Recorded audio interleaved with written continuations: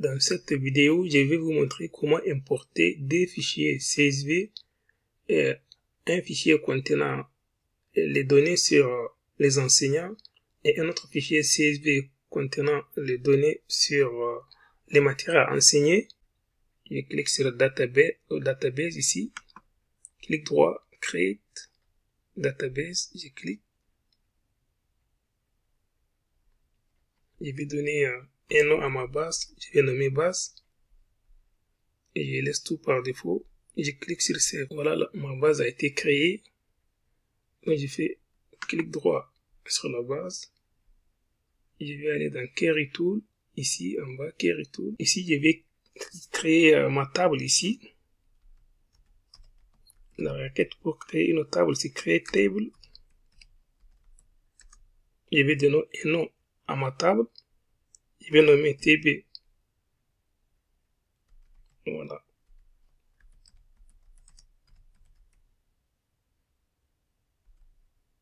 TB enseignant.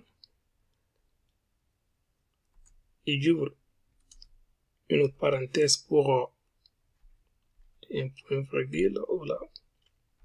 Et dans ces parenthèses, je vais mettre, je vais stocker toutes les colonnes ici. J'ai 4 colonnes. Voilà, vous voyez, j'ai une colonne nommée ID enseignant. Ici, nom de chaque enseignant. Ici aussi, la colonne, cette troisième colonne va stocker les prénoms des enseignants. Et cette quatrième colonne va stocker l'adresse mail des enseignants. Voilà, on a toutes ces 4 colonnes sont des types varchar, c'est-à-dire moins stocker des données de type chaîne de caractères. Et les contraintes sont not nul. Ici, la clé primaire, c'est la colonne ID enseignant qui est ici, là. Vous voyez, la première colonne représente la clé primaire. Et maintenant, on va essayer de voir. Je vais exécuter, sélectionner tout et exécuter.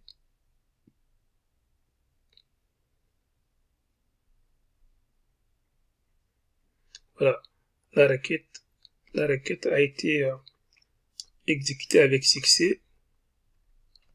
Je vais afficher ma table avec la commande select étoile from nom de la table, c'est TB enseignant.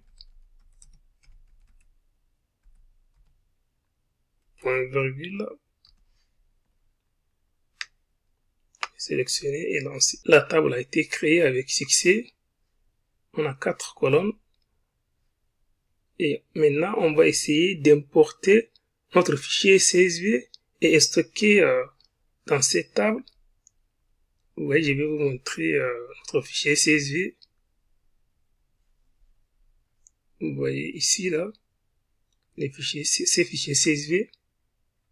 TB enseignant.csv. Contenant, vous voyez, ID enseignant, nom de l'enseignant, prénom des enseignants, adresse mail des enseignants.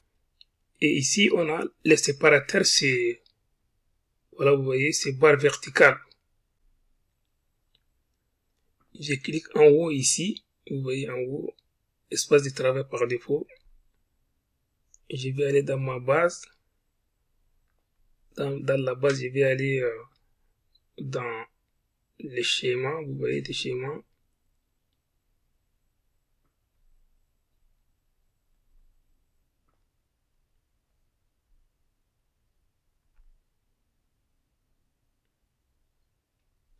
Et je descends en bas. Je vais aller dans la table. Vous voyez dans la table ici. Dans la table, vous voyez, on a notre table TB enseignant qu'on vient de créer. Là, elle se trouve ici. Elle est stockée ici. Cette table contient, vous voyez, 4 colonnes. ID enseignant, nom des enseignants, prénom des enseignants et adresse mail des enseignants. Ça, c'est la table qu'on vient de créer dans notre, voilà, tout à l'heure là.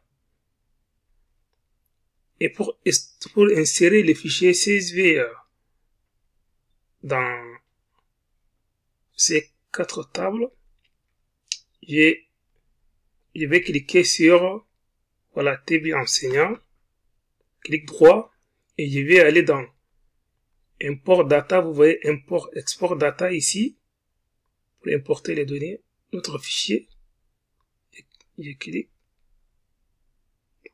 On vient ici dans cette interface, vous voyez, en haut c'est écrit import export data, TB enseignant. Maintenant, vous voyez, il y a le choix pour exporter et pour importer. Nous, ce qui nous intéresse, c'est import. Vous voyez, c'est coché comme ça. Et ici, file name. Je vais aller dans mon dossier, voilà, dans lequel est stocké mon fichier. Le chemin, vous voyez ici, je clique ici. Mon fichier CSV se trouve ici. Je vais chercher bureau.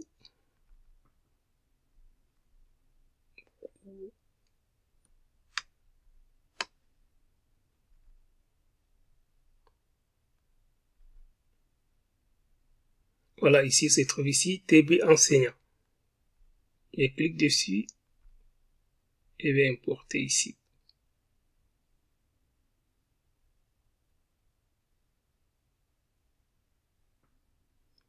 Et maintenant, je vais laisser voir le format de mon fichier.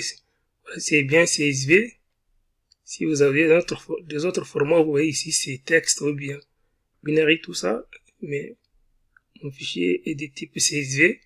Je laisse encoding par défaut. Et je vais aller dans les options ici. Je clique. Ici, je coche header, l'entête. Voilà, j'ai coché ça. Et délimitaire, c'est-à-dire les séparateurs. Notre séparateur, on a bien vu que c'est, voilà, c'est des barres verticales ici. C'est bien. Si, par exemple, si vous avez les séparateurs, c'est point virgule ou bien virgule. Et nous, dans notre cas, c'est la barre verticale, donc c'est bien ça. Et je laisse tout ça, tout le reste par défaut. Et je viens ici, je clique sur la colonne. Vous voyez, c'est notre fichier CSV. Voilà, contient 4 colonnes. C'est bien ça.